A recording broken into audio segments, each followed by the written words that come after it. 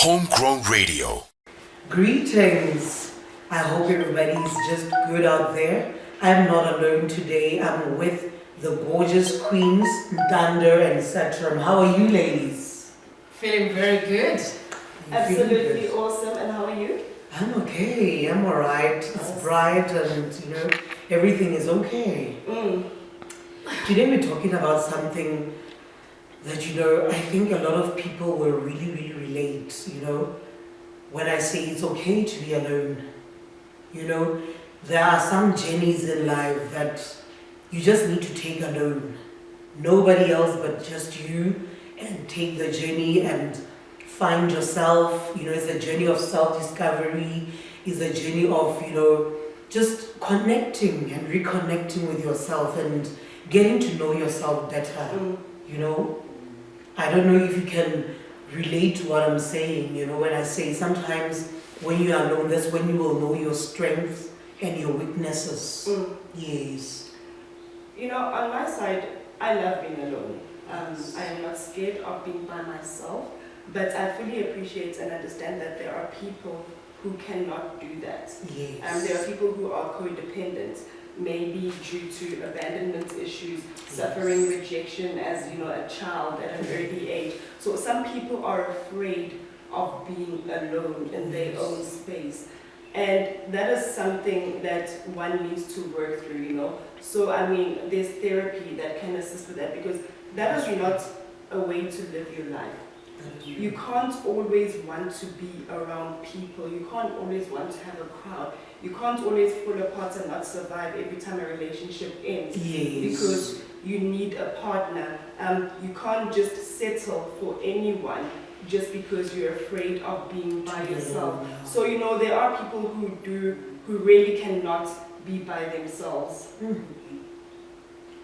I hear you perfectly, but I think for some reason life sometimes, whether you like it or not, life will force you into a corner.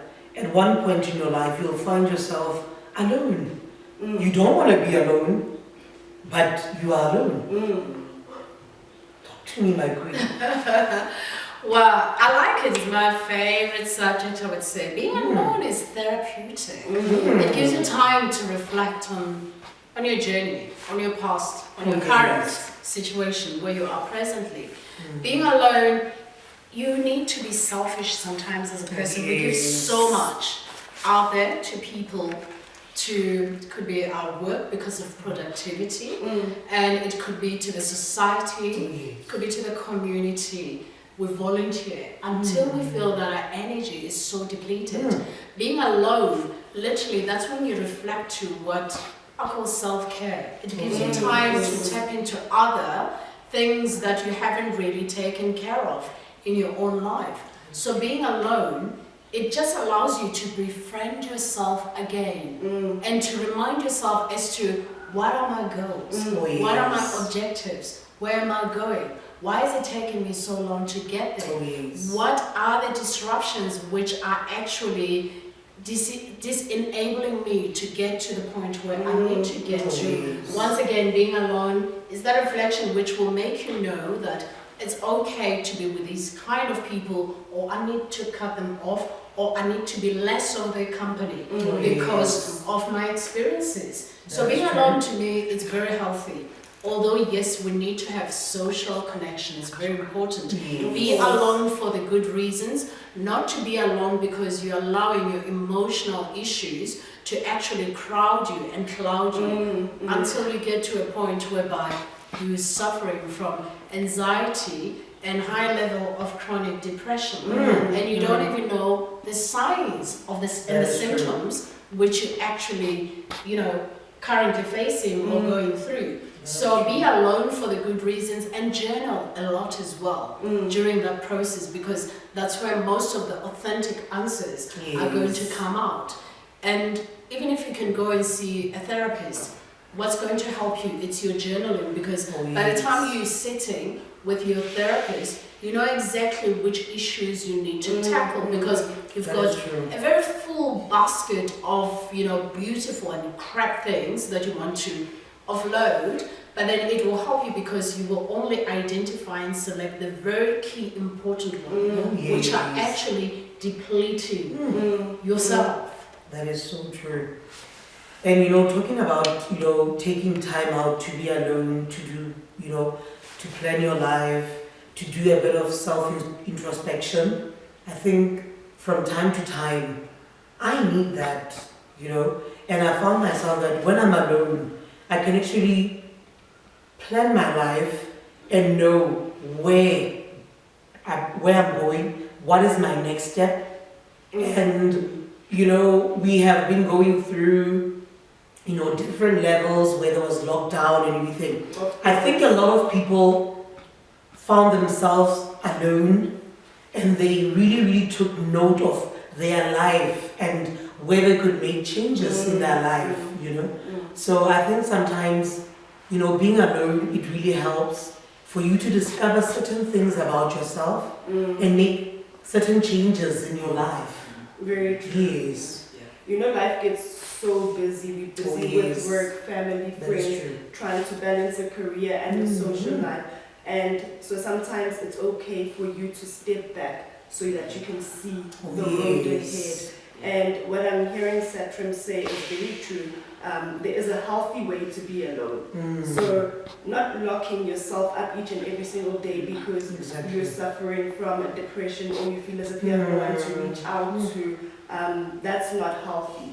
But just being comfortable in your own space, in your own skin, and just saying, you know what, this weekend I just want to stay at home and be by myself. That is okay. That is true. And being alone, let's talk about studying. I'm doing my MBA or my PhD. You need to be alone. Trust me, because there's a lot of sacrifice you have to put in towards your studies. So that's when you realize that I cannot be a people's pleaser. It's very important. And being alone, once again, find a passion, an interest. Ask yourself, what is it that I really like, that I would have liked to have done 10 years ago, 5 years ago. But because I was busy, you know, falling pregnant, and obviously, you know, before I know it, there's a bun in the oven, and then I've got a child, you've got 3 kids already. Now, what is it that really resonates with what you like? Find that passion, pursue their interest, go out, find the people of your own tribe, and engage in that physical activity. Outdoor activity. We're talking about baking, for an example. I was alone, I was busy baking. You know, so do something and make sure that you're really doing something that you really like, because I'm telling you, in that way, that's when happiness and fulfillment come into your space. Very true. Very true. And you know, like you said, there are some journeys that you have to take by yourself. You can't always depend on other people. You will be highly disappointed if you always depend on other people. That is true. To come through for you. So true. Yes, you know, I'm still here with the queens, and we say it's okay to be alone. Whether, you know, you're busy with your studies, trying to find yourself, whether you're on a spiritual journey, we don't know. But sometimes you just need that silence and just listen to your soul and, you know, discover certain things about yourself. And this is Women in Love, and it is just amazing having these 2 queens right here with me. And I am learning so much from you ladies every time. And I really want to say every moment is a learning curve for me, and I am growing, and it is amazing to be here. It is and it is okay to be alone, right? It is okay to be alone. Yes, thank you so much.